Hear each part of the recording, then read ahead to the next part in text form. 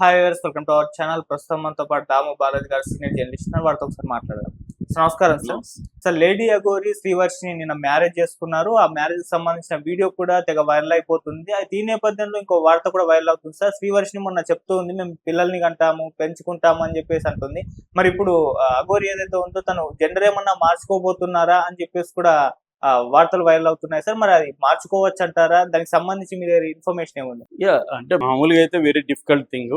ఎందుకంటే ఒక అబ్బాయిగా ఉండి మామూలుగా మనం చూస్తే ఎక్కువ ట్రాన్స్జెండర్స్ ఎవరు ఉంటారంటే ట్రాన్స్ ఉమెన్ అంటారు. ట్రాన్స్ ఉమెన్ ఎక్కువగా ఉంటారు. ట్రాన్స్ మెన్ అనేవాళ్ళు వెరీ వెరీ రేర్ అనమాట. ఎందుకంటే ఈ సర్జరీలో అంటే హ్యూమన్ బాడీ అనాటమీలో ఉండే కొన్ని లిమిటేషన్స్ ప్రకారం మగవాళ్ళకి అయితే అంగం కట్ చేసేసి అక్కడ చిన్న హోల్ లాంటిది క్రియేట్ చేస్తారు.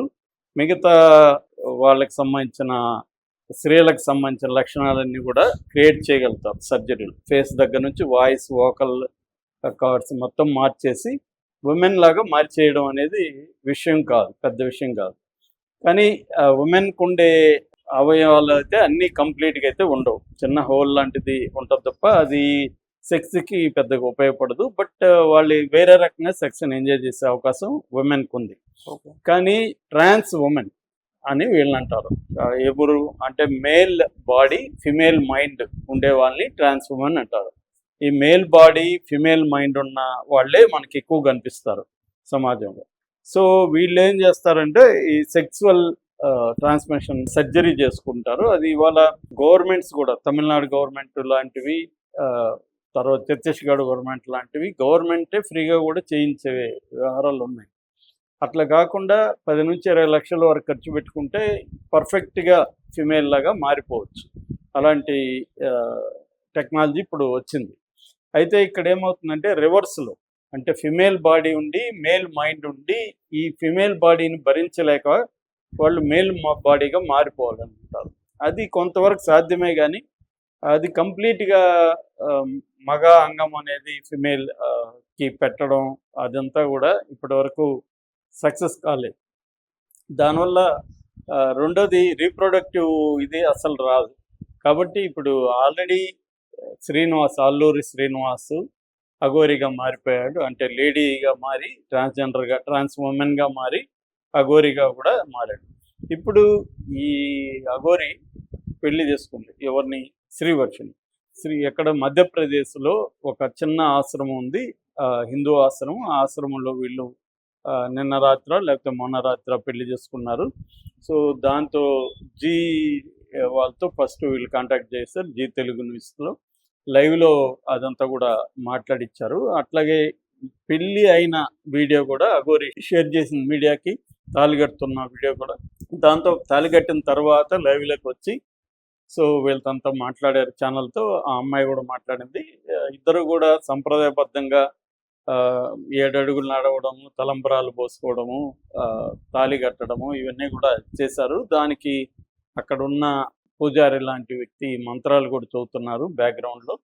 అట్లాగే ఆశ్రమ గురువు ఆయన కూడా మాట్లాడాడు. నా ఆశీర్వాదం వీళ్ళకు ఉంటుంది, ఎందుకంటే వీళ్ళిద్దరూ సనాతన ధర్మ పరిరక్షణ కోసం, హిందూ ధర్మ పరిరక్షణ కోసం నిలబడ్డారు. ఇట్లా మేమిద్దరం హిందూ ధర్మాన్ని ముందుకు తీసుకెళ్ళడం కోసమే పెళ్లి చేసుకుంటున్నాము. మేము జంటగా హిందూ ధర్మాన్ని ముందుకు తీసుకెళ్తాం, సనాతన ధర్మాన్ని పరిరక్షిస్తాము అని మాకు హామీ ఇచ్చారు. అందుకని మేము వాళ్ళ పెళ్లిని ఆశీర్వదిస్తున్నాము అని చెప్పారు. పూలమాల అవి పెద్ద హంగామా చేసి అందరికీ చిన్న విందు లాంటిది క్రియేట్ చేసి చేశారని చెప్తున్నారు. గోల్డ్ మంగళసూత్రం కూడా అఘోరి కట్టినట్టుగా మనకి వీడియోలో ఉంది.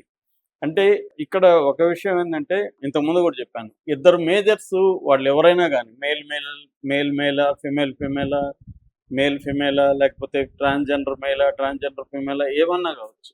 ఎందుకంటే సెక్సువల్ ఓరియంటేషన్ అనేది ఎవరి చాయిస్. అది లీగల్గా కూడా ఇండియాలో ఎవరినైనా పెళ్లి చేసుకోవచ్చు, అబ్జెక్షన్ ఏం లేదు. కాకపోతే లీగల్గా అది గుర్తించదు, రికగ్నైజ్ చేయదు. స్టేట్ రికగ్నైజ్ చేయమని సుప్రీంకోర్టు సెంట్రల్ గవర్నమెంట్కి కూడా రికమెండ్ చేసింది, కానీ సెంట్రల్ గవర్నమెంట్ రిజెక్ట్ చేసింది. ఓన్లీ హెట్రోసెక్సువల్ మ్యారేజ్ అని మాత్రమే మన దేశంలో అలౌ చేస్తున్నారు. హెట్రోసెక్సువల్ అంటే మేల్ ఫిమేల్ మధ్య ఉన్న మ్యారేజ్ అని మాత్రమే మన దేశంలో ఇప్పుడున్న చట్టాల ప్రకారం. అంటే మనకి బేసిక్గా హిందూ సంబంధించి అయితే 2 యాక్ట్లు ఉన్నాయి. ఒకటి హిందూ మ్యారేజెస్ యాక్ట్, రెండోది స్పెషల్ మ్యారేజెస్ యాక్ట్. ఈ 2 యాక్ట్లు కూడా ఈ మ్యారేజ్ని గుర్తించవు. ఎందుకంటే ఇది female trans women plus female కాబట్టి ఈ మ్యారేజ్ని అయితే గుర్తించవు. లీగల్గా అయితే వాళ్ళు జరగదు. మొన్నటి వరకు శ్రీవర్షిని ఏం చెప్పేది, మేమిద్దరం పెళ్లి చేసుకుంటాం, నేను ఒక 2 పిల్లల్ని అనాథాశ్రమం నుంచి తెచ్చుకొని అడాప్ట్ చేసుకుంటాం అని చెప్పింది. అయితే ఇప్పుడు పెళ్ళి అవగానే అమ్మాయి చాలా ఎగ్జైటింగ్గా ఉంది, చాలా హ్యాపీగా ఉంది. ఆ అమ్మాయి మాట్లాడుతుంది ఛానల్తో. అమ్మాయి ఏం మాట్లాడుతుందంటే, మేమిద్దరము నేను ఇతనితోనే బెడ్ని కంటాను. అది కూడా ఎందుకంటే యాంకర్ అడుగుతున్నాడు, ఏమమ్మా నువ్వు బీటెక్ చదివావు, బీటెక్ కంప్లీట్ చేస్తే మంచి జాబ్ వచ్చి మంచి కలర్ఫుల్ అబ్బాయిని పెళ్లి చేసుకోండొచ్చు కదా, ఈ అఘోరిని ఎందుకు పెళ్లి చేసుకున్నావు అని అడిగితే, అఘోరి కూడా కలర్ఫుల్గానే ఉన్నాడు కదా అని చెప్తుంది. అఘోరి చాలా అందంగా ఉన్నాడు, నల్ల బంగారం అనుకోవచ్చు అని చెప్తుంది. ఇలాగా అమ్మాయి చాలా అంటే ఒక కొత్త పెళ్లి కూతురుకు ఉండే మురిపం అంటారు కదా, అటువంటి దీంతో ఉంది.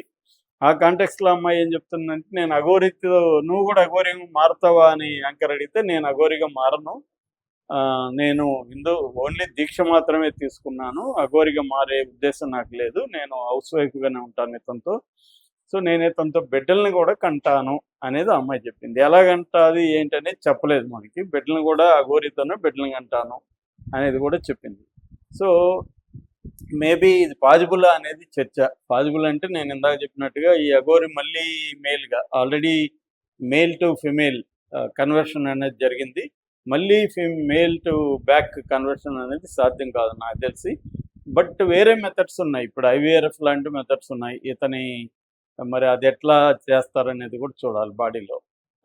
అది కూడా కష్టమే నాకు తెలిసి, ఐవీఆర్ఎఫ్ మెథడ్స్ కూడా. సో అంటే మనకి ఫిజికల్గా సైంటిఫిక్గా అయితే ఇది సాధ్యమవుతుందా అనేది డౌటే. అది కాకుండా, ఎందుకంటే మేల్ ఆర్గాన్ లేకుండా ఐవీఆర్ఎఫ్ కూడా సాధ్యం కాదు. అంటే వీర్యాన్ని ఎట్లా తీస్తారు వీళ్ళు బయటికి మరి తెలియదు. సో ఇవన్నీ ప్రాబ్లమ్స్ ఉన్నాయి. మరి వాళ్ళు అవన్నీ ఆలోచించి చెప్పిందా అమ్మాయి, లేదో ఏదో ఎగ్జైట్మెంట్లో నేను ఇతనితోనే కంటానని చెప్పిందా తెలియదు. కానీ ఇవన్నీ ఈ వింతలు కూడా మనం అనుకోలేదు కదా, కాబట్టి అది కూడా జరిగినా కూడా ఆశ్చర్యం లేదు. సో ఏదేమైనా వాళ్ళిద్దరూ అయితే పెళ్లి చేసుకున్నారు.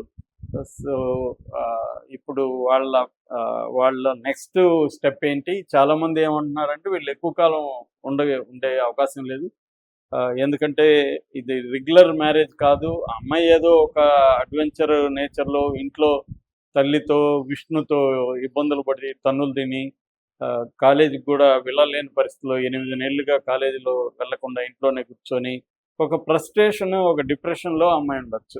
సో మనకి అఘోరి నేచర్ చూస్తే, నిన్నొచ్చిన రాధిక అనే ఫస్ట్ వైఫ్ అనే ఒక అమ్మాయి వచ్చింది.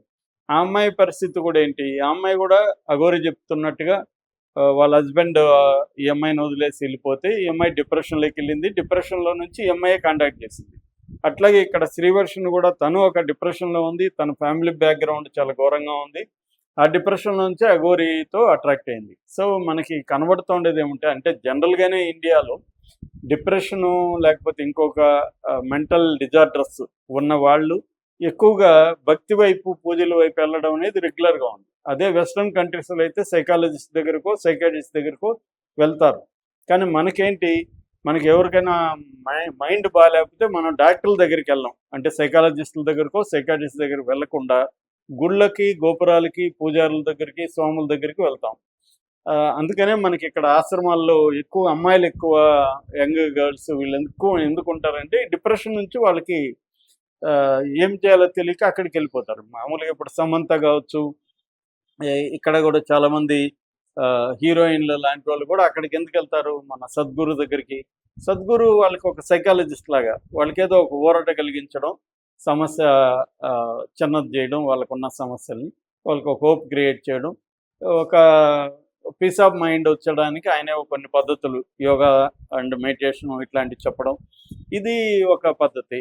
సో అలాగా డిప్రెషన్లో ఉన్న అమ్మాయిలే ఇతన్ని కాంటాక్ట్ చేస్తున్నట్టుగా ఈ 2 కేస్ స్టడీస్ని బట్టి మనకు అర్థమవుతుంది. ఈ అమ్మాయికి, రాధికకి డిప్రెషన్ ఉంది, ఈ అమ్మాయికి కూడా ఉంది. కాబట్టి ఇది ఈ డిప్రెషన్లో నుంచి ఈ అమ్మాయి అట్రాక్ట్ అయింది. దాన్ని అతనికి ఏంటంటే, అతనికి కూడా ఇదంతా లైఫ్ సరదాగా ఉంది, అతనికి ఒక ఎగ్జైట్మెంట్ ఉంది, డబ్బులు ఉన్నాయి, కారు ఉంది, సెలబ్రిటీ స్టేటస్ వచ్చేసింది, అమ్మాయిలు అట్రాక్ట్ అవుతున్నారు, వాళ్ళే వస్తున్నారు, సో ఎంజాయ్ చేద్దాం లైఫ్ని అన్న పద్ధతిలో అతను వెళ్తున్నాడు. దానికి ఒక సనాతనం అనే ముసుగు తొడిగాడు అంతే.